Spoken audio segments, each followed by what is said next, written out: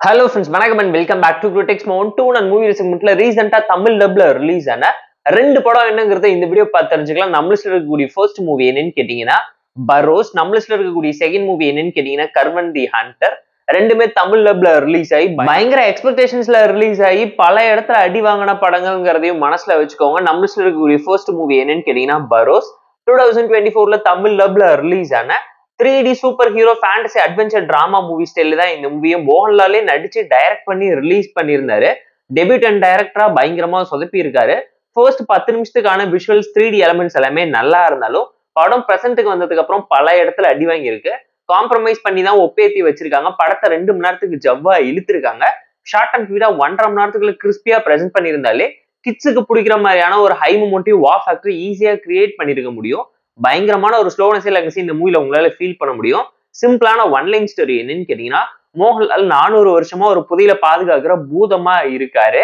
அந்த புதையலுக்கு சொந்தக்கார குடும்பத்தை சேர்ந்த வாரிசு கிட்ட அந்த புதையலை ஒப்படைக்கிறதுக்காக ஹீரோ பல வருஷமா வெயிட் பண்ணிக்கிட்டு இருக்க டைம்ல பாத்தீங்கன்னா அந்த பங்களாவை ஏலத்துல எடுக்க எல்லாரும் வராங்க. வந்த இடத்துல இருக்கக்கூடிய குட்டி பொண்ணுக்கு இந்த குடும்பத்துக்கு என்ன சம்பந்தம், ஹீரோ புதையலை கொடுத்துட்டு நார்மலான மனுஷனா மாறினாரா, அதுக்கு நடுவில் ஒரு பண்ணக்கூடிய அட்டகாசங்கள் என்னங்கிறத ஒரு படமா கன்வெர்ட் பண்ணி காமிச்சிருக்காங்க.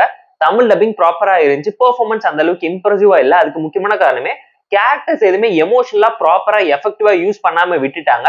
லைவ் ஆக்ஷன் காமெடியா மோகன்லால் கூட வரக்கூடிய கேரக்டர் செம்மையா எக்ஸ்பிரசிவா சூப்பராகவே இருந்துச்சு. பெர்ஃபெக்டான கிட்ஸ் யூனிவர்சல் தீம்ல ஒரு நல்ல ஸ்டோரி இவங்க சூஸ் பண்ணாலும் ஸ்கிரீன் பை நேஷன் அண்ட் எக்ஸிகியூஷன்ல பயங்கரமா சொதப்பிட்டாங்க. பாஸ்ட் பிளாஷ்பேக்னு சொல்லி போர்ச்சுகீஸ்க்கும் இந்தியாவுக்கு நடுவில் இருக்கக்கூடிய தீம் எல்லாத்தையும் ப்ராப்பரா எக்ஸிக்யூட் பண்ண ட்ரை பண்ணாலும் பிரசன்ட்ல ஒரே சிச்சுவேஷன்ல ஒரே இடத்துல நடக்கிற மாதிரியான ஸ்டோரி டெம்பிட் அந்த அளவுக்கு இம்ப்ரெஷனையும் அட்ராக்ஷனையும் ஆடியன்ஸ் மத்தியில கிரியேட் பண்ணலங்க. ஒரு ரொம்ப சிம்பிளான ஸ்ட்ரெயிட் ஃபார்வர்டான நரேஷன்ல தான் கொண்டு போயிருந்தாங்க. அது மட்டும் இல்லாம ஆக்ஷன் சீக்வன்ஸ் ஓகே ஷாலன் டோன்ல நீட்டா இருந்துச்சு. 3D எஃபெக்ட்ஸ்மே படத்துல பெருசா ஒர்க் அவுட் ஆகல. கூடவே பாத்தீங்கன்னா ஹீரோக்கு அந்த பொண்ணுக்கு நடுவில் இருக்கக்கூடிய பாண்டிங்ஸ் எல்லாமே ரொம்ப ஓவர் டிராமேட்டிக்காவும் ஆர்டிபிஷியலாவும் தான் இருந்துச்சு. ஹாலிவுட்ல ரிலீஸ் ஆன அலாவுதீன், தமிழ்ல ரிலீஸ் ஆன மைடியர் குட்டிச்சத்தான் ரெண்டுத்தையுமே இன்ட்ரெஸ்டிங்கா மிக்ஸ் மேட்ச் பண்ணி ஒரு படத்தை மோகன்லால் பிரசன்ட் பண்ணியிருக்காரு. கேமியா அண்ட் ஒரு சில சீன்ஸ் மூவில வாட்சபிளா நீட்டா இருந்தாலும் பெட்டரான ஸ்கிரீன் பிளே இருந்தா படம் சூப்பரா இருந்திருக்குங்கிறது நம்மளோட ஒரு பர்சனல் ஒப்பீனியனா இருந்துச்சு. ஒரு நாவலை படிச்சுதான் 3D படமா கன்வெர்ட் பண்ணிருக்காங்க. 3D எடுக்கலங்கிறது இன்ட்ரெஸ்டிங்கா சொல்ல ட்ரை பண்ணிருக்காங்க. கேஸ்டிங் ரைட்டிங்னு சொல்லி எங்கேயுமே ஆடியன்ஸை ப்ராப்பரா கன்வின்ஸ் பண்ணாம விட்டதுனால ஒரு half baked fantasy comedy drama fairy tale மூவியா தான் இதை பிரசென்ட் பண்ணிருக்காங்க. போர் அடிச்சா டைம் இருந்தா பார்த்து என்ஜாய் பண்ற மாதிரியான Tamil dubbed fantasy comedy drama movie தான் இந்த பரோஸ். இந்த மூவிக்கு நம்ம தரக்கூடிய ரேட்டிங் அளவுன்னு கேட்டீங்கன்னா 5.8 out of 10. சோ நம்ம லிஸ்ட்ல இருக்கக்கூடிய செகண்ட் மூவி என்னன்னு கேட்டீங்கன்னா கர்வன் தி ஹண்டர். 2024ல தமிழ் டப்ல ரிலீஸ் ஆயிருக்க ஒரு super hero action drama movie. Marvel side வந்து சொதப்பன ஒரு மூவி. சோனி வந்து ஸ்பைடர்மேன் வில்லனோட ஆரிஜின் ஸ்டோரி எக்ஸ்பிளைன் பண்றேன்னு சொல்லி விஜிலாண்டி படம் எடுத்து வச்சு டிசியோட ஆரோ சீரிஸ் ஸ்டைல்ல இந்த படத்தை போர்ட்ரேட் பண்ணி காமிச்சது அந்த அளவுக்கு எஃபெக்டிவா இல்ல. செகண்ட் ஹாஃப் எல்லாம் டார்சான் உள்ள பூந்து சண்டை போட்டு விளையாண்டுட்டு இருக்கும் போது என்னடா பண்ணி வச்சிருக்கீங்கன்னு கேட்கிற மாதிரியான சம்பவத்துலதான் படத்தை சொதப்பி வச்சிருக்காங்க. ஏன்னா காமிக் படி பாத்தீங்கன்னா ஸ்பைடர்மேனை எதுக்கக்கூடிய சினிஸ்டர் 6ங்கிற 6 வில்லனுங்களோட ஒரு கோ ஃபவுண்டரும் ஹெட்டாவும் இருக்கக்கூடிய ஒரு ஆளுதான் நம்ம கர்வன் தி ஹண்டர். அவரோட பவர்ஸையும் ஸ்ட்ரென்த்தையும் கேரக்டரைசேஷனையும் போர்ட்ரேட் பண்ணி காமிக்கிற மாதிரியான ஆர்ஜின் ஸ்டோரிஸ்ல அவர் யாரு, எங்க இருந்து வந்தாரு, காமன் மேன் எப்படி இப்படி ஒரு விஜிலாண்டியா மாறி வில்லன் ஆனாருங்கிற ஸ்டோரி சொல்றேன்னு சொல்லி பயங்கரமா சொதப்பிட்டாங்க.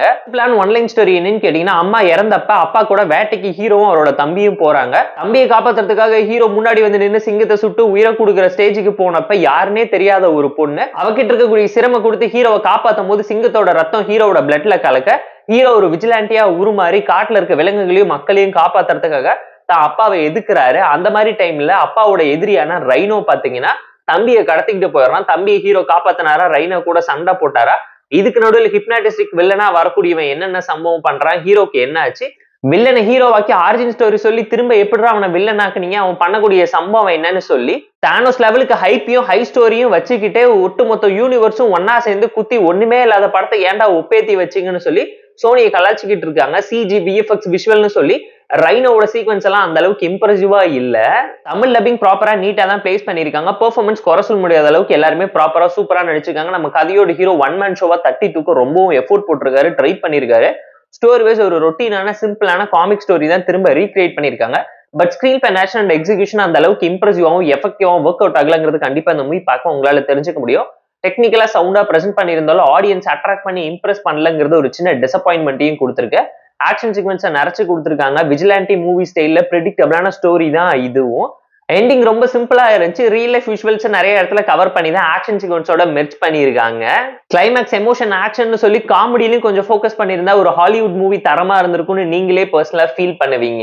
ஏன்னா மார்வல் 2025ஓட ஃபர்ஸ்ட் பால்லே டக் அவுட் ஆகும்னு கனவா கண்டங்கிற லெவலுக்கு தான் படத்தை எடுத்து வச்சிருப்பாங்க. கேரக்டரோட ஆர்க் ஷேப் எதையுமே ப்ராப்பரா டிஃபைன் பண்ணலங்கிறது அப்பட்டமா அந்த மூவி பார்க்கும்போது உங்களால தெரிஞ்சுக்க முடியும். போர் அடிச்சா டைம் இருந்தா பார்த்து என்ஜாய் பண்ற மாதிரியான ஆவரேஜான மூவி தான். சோ மார்வல் கிட்ட இருந்து வந்திருக்கனால மிகப்பெரிய டிசப்பாயின்மெண்ட்டை கிரியேட் பண்ணிருக்கு. த கர்வன் தி ஹண்டர் மூவிக்கு நாம தரக்கூடிய ரேட்டிங் எவ்வளவுன்னு கேட்டீங்கன்னா 5.6 அவுட் ஆஃப் 10.